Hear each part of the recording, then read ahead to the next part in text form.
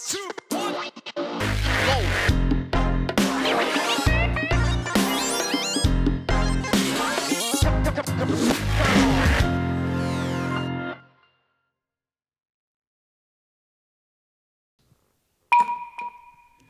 un gros problème.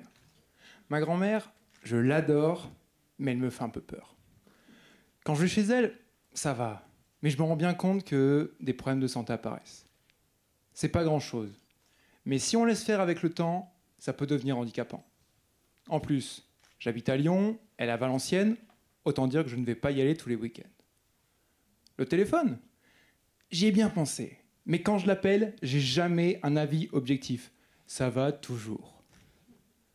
Pour me rassurer et l'aider à garder son autonomie, il me faudrait donc une sorte de baromètre qui me donne l'évolution de sa santé au quotidien, sans pour autant avoir un médecin chez elle en continu.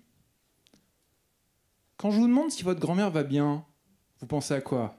À son rythme cardiaque? Mais non.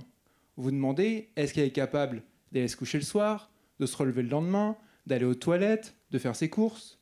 On voit bien que l'activité, c'est un excellent indicateur de la santé. Et justement, dans ma thèse, je mesure l'activité des personnes dans leur appartement pour obtenir ce fameux baromètre de santé. Pour ce faire, j'équipe l'appartement avec des caméras qui me permettent de suivre la trajectoire des personnes à leur domicile. Je peux ainsi détecter des baisses d'autonomie ou des améliorations. Et si une personne n'arrive plus à vivre comme elle en avait l'habitude, je peux cibler ce qui pose problème et voir comment adapter l'environnement en conséquence. Et là, vous allez me dire, bon, il est bien gentil, son système, ça a l'air pas mal, mais il est quand même en train de nous mettre des caméras partout, et moi, j'ai pas envie d'un système de surveillance à la Big Brother chez moi. Et vous avez effectivement raison de vous inquiéter. Sachez quand même que dans ce domaine, je suis plutôt petit joueur. En France, un assureur propose déjà à ses clients des bracelets connectés gratuits, qui peuvent même déboucher sur un tarif préférentiel si vous bougez suffisamment. En échange, l'assureur va simplement récupérer vos données de fréquence cardiaque, de position GPS, de nombre de pas par jour, et j'en passe. Quand je vois ça, je me dis que j'ai une chance énorme.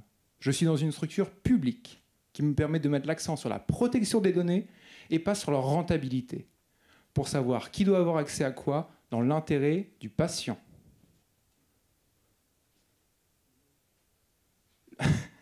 Excusez-moi.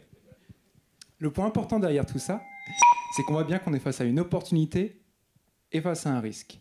On peut solutionner une bonne partie des problèmes liés au vieillissement de la population grâce à la technologie. Mais ça n'est pas une raison pour tout accepter. Pour revenir à ma grand-mère, j'espère que j'aurai le bonheur de la voir vivre encore longtemps en autonomie, dans sa maison, adaptée à ses besoins et à ses capacités, ce qui ne doit surtout pas empêcher d'aller la voir plus souvent. Merci.